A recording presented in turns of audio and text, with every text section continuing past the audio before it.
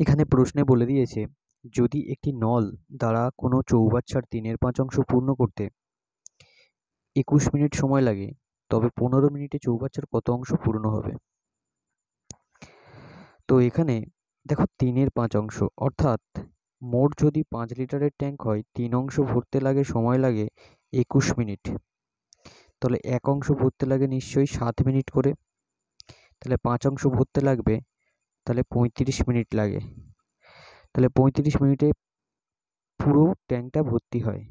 তাহলে 15 মিনিটে কতটা ভর্তি হবে? তাহলে করব কি 15/35। তাহলে কাটাকুটি করার পরে আমাদের অ্যান্সার আসবে 5 3 15, 5 7 35।